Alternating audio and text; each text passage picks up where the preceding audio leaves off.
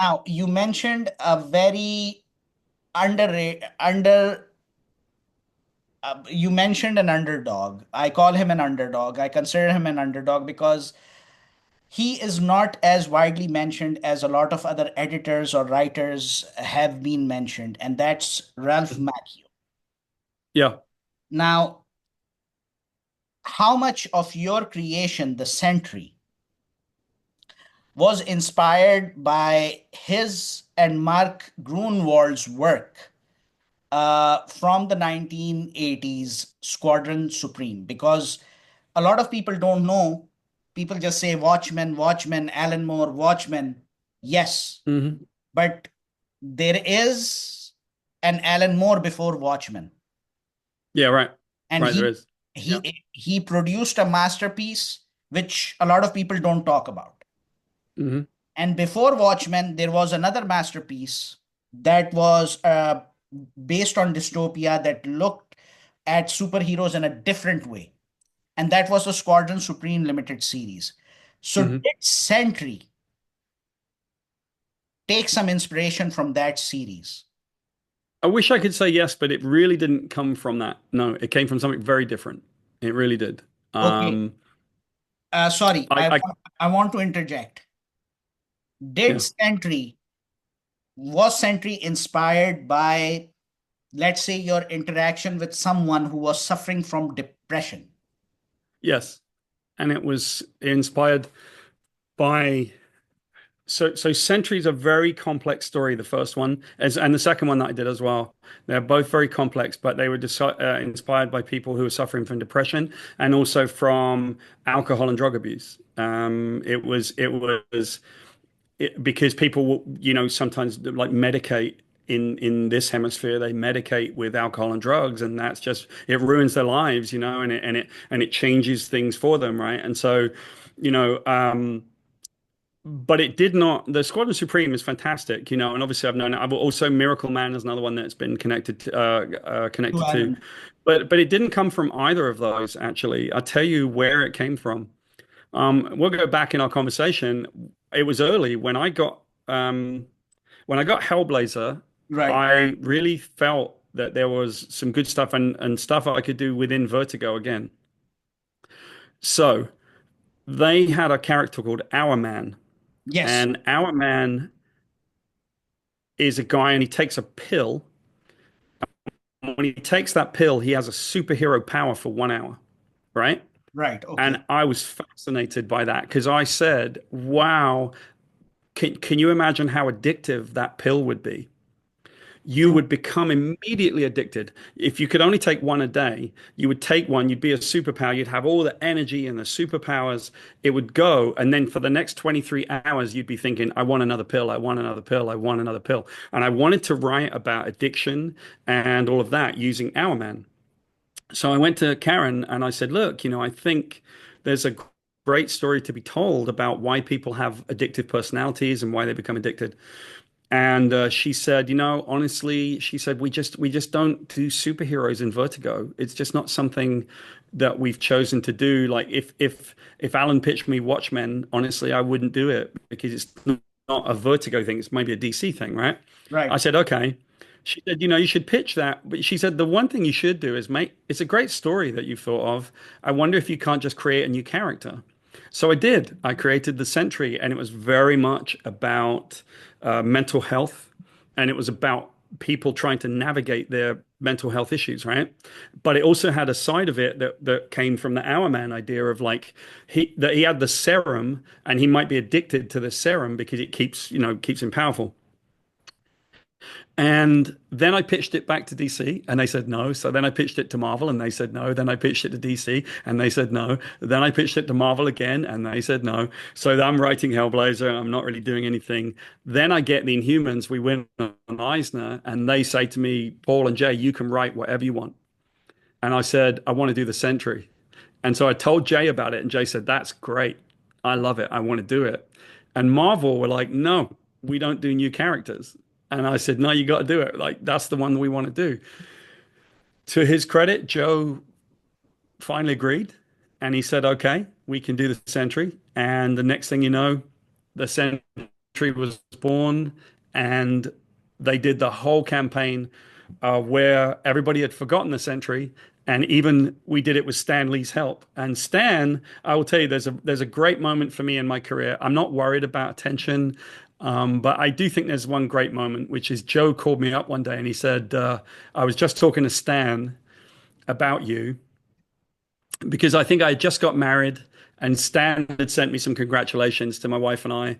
Right. And so I kind of chatted with Stan sometimes. But as this all happened, Joe said that I told Stan about this job we were doing and about how it was a lost character. And Stan said, "Joe, you tell that boy he's a genius." And I was like, "That's really cool. That's pretty cool." Okay, one now I'm gonna stop you here. I'm gonna stop you here because there was this infamous marketing hoax, as it's called, Yep. where you would be at Comic Cons, you would be sitting quiet. Joe Yep. Quesada would be the propaganda in chief, if you will, about That's right. Sentry being the long lost, forgotten hero. I have the action figure here with me, There he is. and it was one of Stan Lee's creation, which was lost and stuff. Why, Yeah. why was this being done? I mean, like, because it really It, got me intrigued initially. I'll be honest with you. right. Well, it was really hard for me because I'm a terrible liar. I'm terrible at it. And so we would sit there on stage, and Joe would be like P.T. Barnum, he would just bark at the crowd, "Hey, roll up, roll up." And so he was great at it. And then they would turn to me and they say, "So, Paul, tell us about when you discovered the secret files." And I'd go, "Yeah, it was great." I didn't know what to say, right? I was terrible at it. But it was a great marketing campaign because basically people believed that we had found some old files of Stan's lost work. But I will tell you what was my idea. Right. We created a character called Artie Rosen.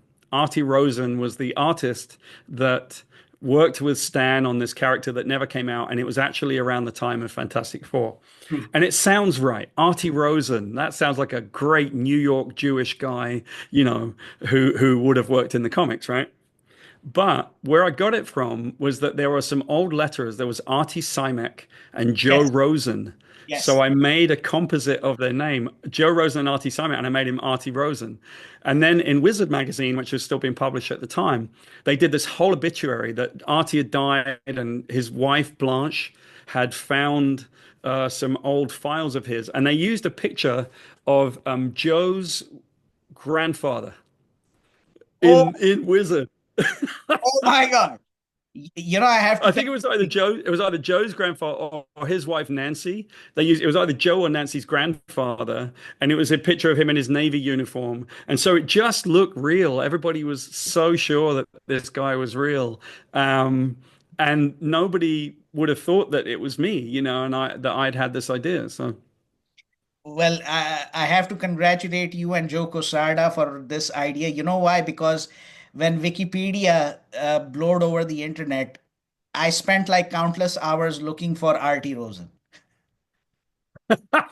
I could sorry. find I could find Jim Shooter, I could find Stanley, I could Yep. find Jack Kirby, I could find Joe Rubenstein, Joe Yep. Justo.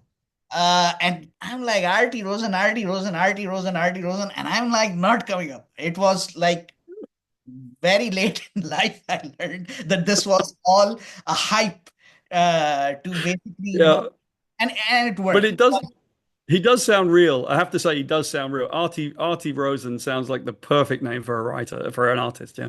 I mean, we have to congratulate you for this. You know why? Because this is the possibly the most flawed, vulnerable superhero or Yeah. anti-hero, if we would call him, ever Yep. created, and somebody who's suffering from uh, mental health issues. I think, if Yeah. I'm not mistaken, he would be the only major character, second to Tony Stark, because Tony Stark was suffering from alcoholism that was Yeah.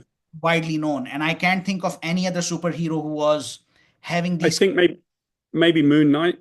Yeah. Yes, Or the way. Yeah. multiple Moon Knight. personality disorder, yes. But no, Yeah. but Yeah. that's like, that's something not in his control. It's like his mind switches.